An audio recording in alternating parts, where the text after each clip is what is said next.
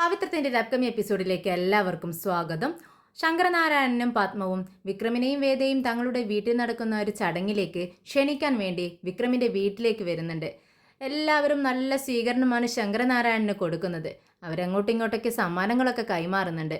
പിന്നീട് രാധ വിക്രമിനെ മാത്രമേ വിവാഹം കഴിക്കൂ, സ്നേഹിക്കൂ, ജീവിതത്തിൽ വേറെ ആരെയും സ്വീകരിക്കത്തില്ല, ഒരാണിനെയും തൻ്റെ ഭർത്താവായി സ്വീകരിക്കില്ല എന്നൊക്കെ പറഞ്ഞു നടന്നു വന്ന രാധയ്ക്ക് ഒരാളൊരു സ്നേഹം തോന്നി തുടങ്ങുകയാണ്.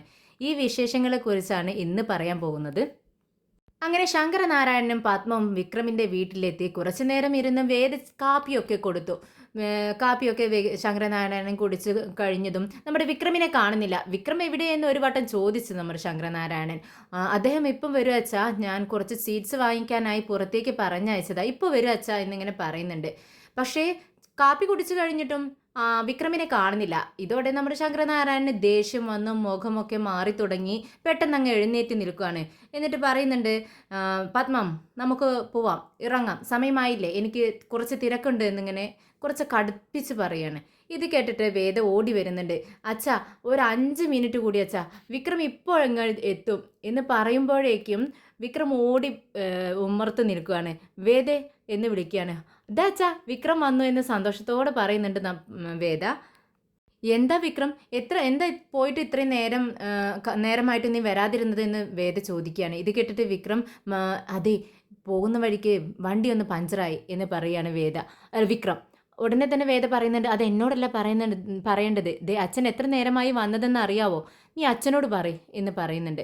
പെട്ടെന്ന് വിക്രം ശങ്കരനാരായണൻ്റെ മുന്നിലേക്ക് മാറി നിന്നുകൊണ്ട് പറയുന്നുണ്ട്, സാർ, ഞാൻ പോയിട്ട് കുറച്ച് നേരമായി, പെട്ടെന്ന് വരാമെന്ന് വെച്ചിട്ടാണ് പോയത്, പക്ഷേ പറ്റിയില്ല, വണ്ടി വഴിയിൽ വെച്ച് പഞ്ചറായി എന്ന് പറയാണ്.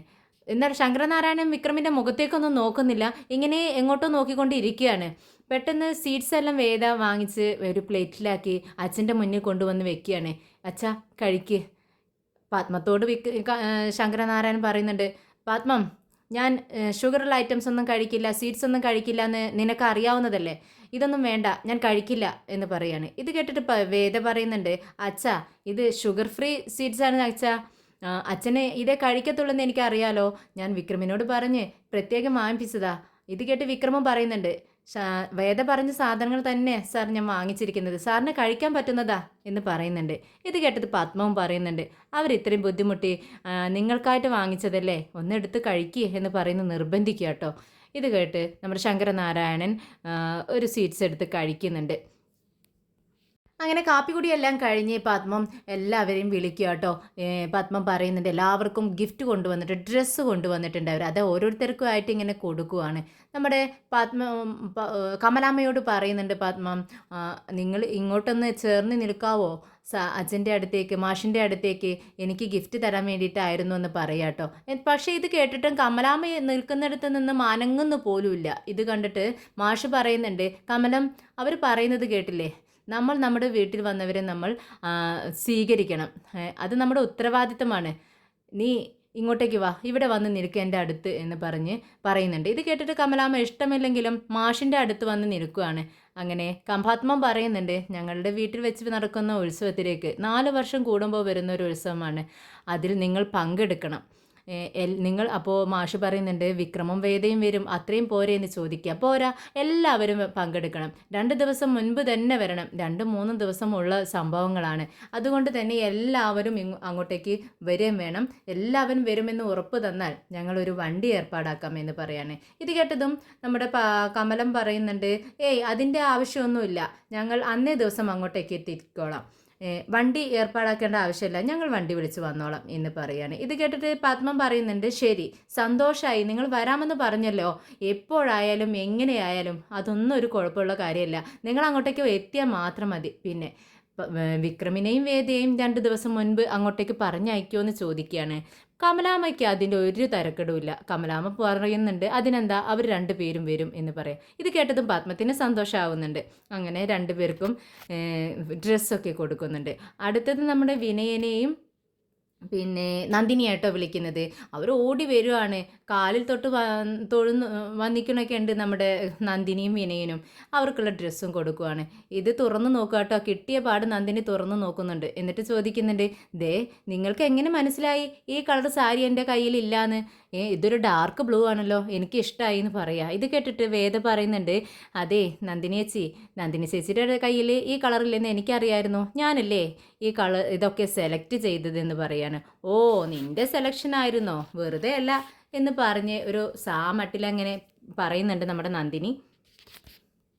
പിന്നീട് നമ്മുടെ ശ്രീജയെ വിളിക്കുകയാണ്. ശ്രീജയെ വിളിക്കുന്ന സമയത്ത് ശ്രീജ പറയുന്നുണ്ട്, വിശ്വേട്ടൻ ഇവിടെ ഇല്ല, വിശ്വേട്ടൻ ഷോപ്പിലേക്ക് പോയിരിക്കുകയാണ്, അർജൻറ്റ് കുറച്ച് സാധനങ്ങളൊക്കെ കൊറിയർ അയക്കാനുണ്ട്, അതുകൊണ്ട് അദ്ദേഹം അങ്ങോട്ടേക്ക് പോയിരിക്കുകയാണ്. ഞാൻ വന്ന് മേടിച്ചാൽ മതിയോ, തനിയെ മേടിച്ചാൽ കുഴപ്പമുണ്ടോ എന്ന് ചോദിക്കുകയാണ്. അതിനെന്താ, നീ ഇങ്ങോട്ട് വാ, അതിനൊന്നും ഒരു കുഴപ്പമില്ല എന്ന് പറഞ്ഞുകൊണ്ട് ഗിഫ്റ്റ് അവർക്കും കൊടുക്കുന്നുണ്ട്. പിന്നെ വിശ്വത്തിൻ്റെ മോളെയാട്ടോ വിളിക്കുന്നത്. മോളെ വിളിക്കുന്ന സമയത്ത് ഓടി ചെല്ലുകയാണ്, അവൾക്കും കൊടുക്കുന്നുണ്ട് ഗിഫ്റ്റ്. ഉടനെ തന്നെ അവരുടെ കാലൊക്കെ തൊട്ട് വന്നിച്ചിട്ട് പറയുന്നുണ്ട്, അതേ ഈ വേദാമ്മയും ചെറിയച്ഛനും കൂടെ എന്നോട് ചോദിക്കുകയാണേ, നിനക്ക് ഒരു അനിയൻകുട്ടിയെ വേണോ അതോ ഒരു അനിയത്തിക്കുട്ടിയെ വേണോ എന്ന് എന്നോട് ചോദിച്ചു എന്ന് പറയാം. ഇത് കേട്ടതും എല്ലാവർക്കും നമ്മുടെ വേദയ്ക്കും വിക്രമിനും നാണം വരുന്നുണ്ട്. മറ്റുള്ളവരൊക്കെ ഇങ്ങനെ പരസ്പരം നോക്കിക്കൊണ്ട് ചിരിക്കുകയാണ്. പത്മവും ചിരിക്കുന്നുണ്ട്. എന്നിട്ട് മോളുടെ കവിളിൽ തട്ടിക്കൊണ്ട് ചോദിക്കുന്നുണ്ട്, ആണോ അങ്ങനെ ചോദിച്ചോ? എന്നിട്ട് മോൾ എന്താ മറുപടി പറഞ്ഞെന്ന് ചോദിക്കുകയാണ്. അപ്പം ഞാൻ പറഞ്ഞു, എനിക്ക് അനിയൻകുട്ടിയും വേണം അനിയത്തിക്കുട്ടിയും വേണം എന്ന്. പിന്നെ അവർ അനിയൻകുട്ടിയാണെങ്കിൽ എന്താ പേര് വെക്കാൻ പോകുന്നതെന്ന് അറിയാവോ? ശങ്കർ എന്നാ പേര് വെക്കാൻ പോകുന്നത്. ഈ ശങ്കർ എന്ന് പേര് വെച്ചാൽ എന്നോട് പറഞ്ഞിട്ടുണ്ട് പേര് വിളിക്കാൻ പാടില്ല എന്ന്. വേദാമ്മയുടെ അച്ഛൻ്റെ പേര് ശങ്കർ എന്നാണല്ലേ? ശങ്കർ എന്ന് വിളിക്കുന്നുണ്ട്, പേര് വിളിക്കുന്നുണ്ട്, കുഴപ്പമുണ്ടോ മുത്തശ്ശ എന്ന് ചോദിക്കുകയാണ് ശങ്കരനാരായണൻ്റെ മുഖത്ത് നോക്കിക്കൊണ്ട്. അപ്പോൾ ശങ്കരനാരായണൻ പറയുന്നുണ്ട്, അതിനെന്താ മോളെ, ഒരാൾക്ക് പേര് വെച്ചിരിക്കുന്നത് അയാളുടെ പേര് വിളിക്കാൻ വേണ്ടിയിട്ടാണ്, മോൾ വിളിച്ചോട്ടോ, ഒരു കുഴപ്പവും ഇല്ല എന്ന് പറഞ്ഞുകൊണ്ട് മോളുടെ കവിളിൽ ഇങ്ങനെ തട്ടുന്നുണ്ട് സ്നേഹത്തോടെ ശങ്കരനാരായണൻ. പിന്നീട് പറയുന്നുണ്ട്, പിന്നെ അനിയത്തിക്കുട്ടിയാണെങ്കിലേ കമലം എന്നാണ് പേര് വെക്കാൻ പോകുന്നത്, അതും നമ്മുടെ വേദാമ്മ പറഞ്ഞു കേട്ടോ എന്ന് പറയാണ്. ഇത് കേട്ടതും കുശുമ്പളകുന്നത് നമ്മുടെ നന്ദിനിക്കാണ്. നന്ദിനി പറയുന്നുണ്ട്, ഓ അപ്പോഴും കമലം, ഇതൊക്കെ സോപ്പിങ്ങാ. അവളുടെ ഷോപ്പിന് കമലം എന്നാണ് പേര്, ഗാർമെൻറ്റ്സിന് കമലം എന്നാണ് പേര്, ട്രാവൽസിന് കമലം എന്നാണ് പേര്, എല്ലാത്തിനും കമലം. ഇത് കേട്ടിട്ട് നമ്മുടെ വിനയം പറയുന്നുണ്ട്, അതെ നിനക്ക് പിറക്കുന്ന കുട്ടികൾക്ക്, നമുക്ക് രണ്ടുപേർക്കും പിറക്കുന്ന കുട്ടികൾക്ക് വേണമെങ്കിൽ സച്ചിൻ തെണ്ടുൽക്കർ, ധോണി എന്നൊക്കെ ഇടാടാ നമുക്ക്. അവരെന്തെങ്കിലുമൊക്കെ ഇടട്ടെ അവർക്ക് പേര്, നമുക്ക് വെറൈറ്റി പേരിൽ പിടിക്കാമെന്ന് പറയാണ്. ഇത് കേട്ടിട്ട് ദേഷ്യം വരട്ടോ നന്ദിനിക്ക്. അതെ നിങ്ങളെന്നെ കളിയാക്കിക്കോ, ഇനി അവൾ ഇവിടെ ഇരിക്കുന്ന കസേരയ്ക്കും കട്ടിലിനും ടേബിളിനും എല്ലാം കമലം എന്നങ്ങോട്ട് പേര് വെച്ചോട്ടെ, എനിക്ക് ഒരു പ്രശ്നമില്ലാന്ന് കുശുമ്പോടുക്കനെ പറയാണ് നമ്മുടെ നന്ദിനി. പിന്നീട് വിക്രമിനെയും വേദയും വിളിച്ചുകൊണ്ട് അവർക്കുള്ള ഗിഫ്റ്റും കൊടുക്കുന്നുണ്ട്.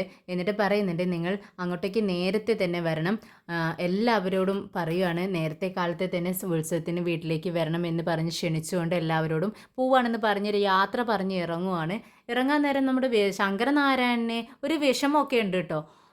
തിരിഞ്ഞ് വേദയെ നോക്കുന്നുണ്ട്. വേദ അത് കാണുന്നില്ല. ഒരു നെടുവീർപ്പോടു കൂടി നമ്മുടെ ശങ്കരനാരായണൻ വണ്ടിയിൽ കയറിയിട്ട് പോകുന്നുണ്ട്. പിന്നീട് നമ്മുടെ രാധ ഒരു ഓട്ടം പോവുകയാണ്. വണ്ടിയിൽ ഒരാളുണ്ട്. അയാളിങ്ങനെ അടുത്തടുത്ത് നമ്മുടെ രാധ വണ്ടി ഓടിക്കുന്ന സമയത്ത് അവളുടെ പിറകിലേക്ക് ഇങ്ങനെ അടുത്തടുത്ത് വരുന്നത് പോലെ തോന്നുകയാണ് രാധയ്ക്ക്. നിങ്ങൾ എന്തിനാ എൻ്റെ അടുത്തേക്ക് ഇങ്ങനെ നീങ്ങി വരുന്നത്? നിങ്ങൾ എങ്ങോട്ടേക്കാണ് നിങ്ങൾക്ക് പോകേണ്ടതെന്ന് ചോദിക്കുകയാണ്. ഇത് കേട്ടിട്ട് അയാൾ പറയുന്നുണ്ട്, നീ അല്ല, എനിക്ക് പോകേണ്ട സ്ഥലം ഞാൻ പറയാം, സ്ഥലം എത്തിയിട്ടില്ല, പിന്നെ നീ ഏത് ഭാഗത്താണ് വണ്ടി ഓടിക്കുന്നത്, നിൻ്റെ സ്ഥലം എവിടെ, പേരെന്താ, വീട് എവിടെയെന്നൊക്കെ ചോദിക്കുക. ഇത് കേട്ടതും രാധയ്ക്ക് ദേഷ്യം വരികയാണ്. രാധ ചോദിക്കുന്നുണ്ട്, ഈ വിവരങ്ങളൊക്കെ എന്തിനാണ് നിങ്ങൾ അറിയുന്നത്? എനിക്ക് പറയാൻ മനസ്സില്ല. നിങ്ങൾ എൻ്റെ ഒരു കസ്റ്റമർ മാത്രമാണ്, നിങ്ങൾക്ക് എങ്ങോട്ട് പോകണമെന്ന് വെച്ചാൽ പറഞ്ഞാൽ മതി, ഞാൻ അവിടെ കൊണ്ട് ചെന്നാക്കാം, അത്രയും മാത്രമേ എന്നെക്കൊണ്ട് പറ്റത്തുള്ളൂ, എൻ്റെ കാര്യങ്ങൾ അന്വേഷിക്കാനുള്ള അവകാശം നിങ്ങൾക്കില്ല എന്ന് പറയുകയാണ്. ഇത് കേട്ടിട്ട് അയാളൊരു ശരിയല്ലാത്ത സംസാരിക്കുന്നു. തൻ്റെ അടുത്തേക്ക് വീണ്ടും വരുന്നു എന്ന് കണ്ടപ്പോൾ രാധ പെട്ടെന്ന് വണ്ടി അങ്ങ് നിർത്തുവാണ്.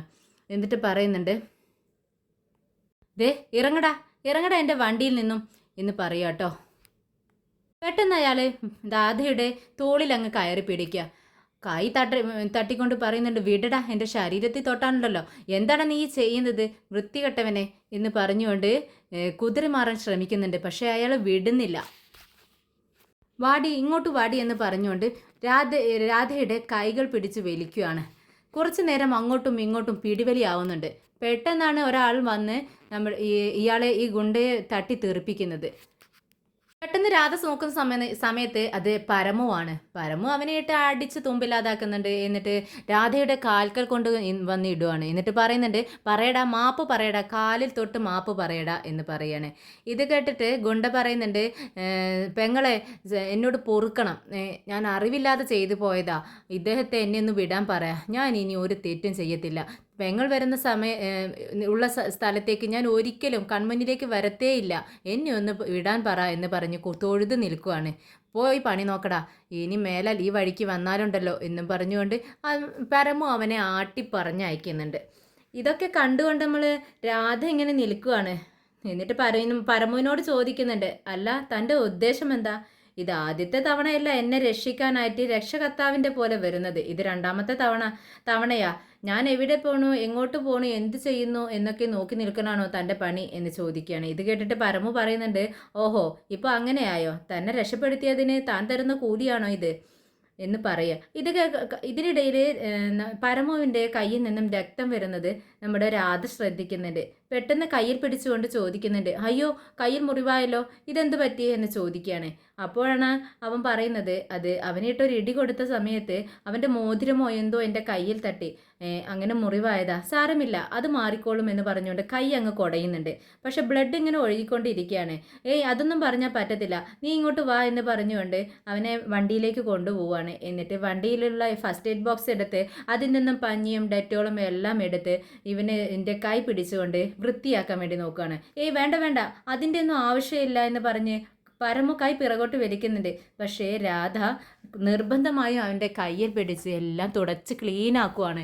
ഇതേ സമയം പരമു രാധയുടെ മുഖത്തേക്ക് തന്നെ വളരെ സ്നേഹത്തോടെ നോക്കിക്കൊണ്ടിരിക്കുക കേട്ടോ. രാധയെ തന്നെ നോക്കി ശ്രദ്ധിച്ചുകൊണ്ടിരിക്കുകയാണ്. എന്നാൽ രാധ ഇത് ശ്രദ്ധിക്കുന്നില്ല.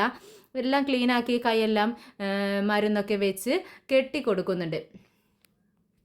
അതിനിടയിൽ പരമു പെട്ടെന്ന് അവിടെ ഉണ്ടായിരുന്ന ഒരു പെണ്ണ് ശ്രദ്ധിക്കാണ്. അതെടുത്ത് രാധ അറിയാതെ വണ്ടിയുടെ സൈഡിലായി അവൻ്റെ മൊബൈൽ നമ്പർ എഴുതി വെക്കുകയാണ്. രാധ അത് ശ്രദ്ധിച്ചിട്ടുണ്ടായിരുന്നില്ല. പക്ഷേ ഈ മുറിവെല്ലാം കെട്ടി താങ്ക്സ് എന്നും പറഞ്ഞ് അവൻ കുറച്ച് ദൂരം അങ്ങ് നടക്കുവാണ്. അപ്പോഴാണ് രാധ വെറുതെ ഈ ഫസ്റ്റ് എയ്ഡ് ബോക്സ് എടുത്ത് വെക്കാൻ നോക്കുന്ന സമയത്ത് വണ്ടിയുടെ സൈഡിലായി ഫോൺ നമ്പർ എഴുതി വെച്ചിരിക്കുന്നത് രാധ ശ്രദ്ധിക്കുകയാണ്. അത് കണ്ടതും അവൾക്ക് ഒരുപാട് കൗതുകം തോന്നുവാണ്. നമ്പറിലേക്കും പരമു തിരിഞ്ഞു നോക്കുകയാണ്. ഇതേ സമയം പരമു വളരെ സ്നേഹത്തോടെ ഒരു പ്രേമഭാവത്തോടെ മുഖഭാവത്തോടെ ഇങ്ങനെ രാധയും നോക്കുന്നുണ്ട്. അങ്ങനെ രാധയ്ക്ക് അവനോട് ഒരു ഇഷ്ടം തോന്നുവാണ്. അവളും ആ നമ്പറിൽ ഇങ്ങനെ തൊട്ട് നോക്കുന്നുണ്ട്. പരമേനൊരു സ്നേഹം വന്നതുപോലെ ഇങ്ങനെ തൊട്ട് നോക്കുകയാണ്. നമ്പറിൽ തൊട്ട് നോക്കുന്നുണ്ട്. പരമ തിരിഞ്ഞു നോക്കുമ്പോൾ പരമവിനെയും നോക്കിക്കൊണ്ട് പുഞ്ചിരിയോടെ നോക്കി നിൽക്കുകയാണ്. വേദയും വിക്രമും വരുന്നതറിഞ്ഞ് നമ്മുടെ ശങ്കരനാരായണൻ്റെ വീട്ടിലെ പത്മവും നമ്മുടെ മുത്തശ്ശിയും കൂടി അവരെ സ്വീകരിക്കാനുള്ള എല്ലാ ഏർപ്പാടുകളും ചെയ്തുകൊണ്ടിരിക്കുകയാണ്. ആരതി ഒഴിയാനുള്ളതൊക്കെ റെഡിയാക്കി വെക്കുന്നുണ്ട്. ശങ്കരനാരായണൻ ചോദിക്കുന്നുണ്ട്, എന്താ അമ്മേ ഈ ചെയ്യുന്നത്, ഇത് എന്തിനാ ഇങ്ങനെയൊക്കെ ചെയ്യുന്നതെന്ന് ചോദിക്കുകയാണ്. അവർ ആദ്യമായിട്ടല്ലേ മുറപ്രകാരം നമ്മുടെ വീട്ടിലേക്ക് വരുന്നത്, അപ്പോൾ ആരതി ഒഴിഞ്ഞ് തന്നെ സ്വീകരിക്കണം എന്ന് പറയുകയാണ്.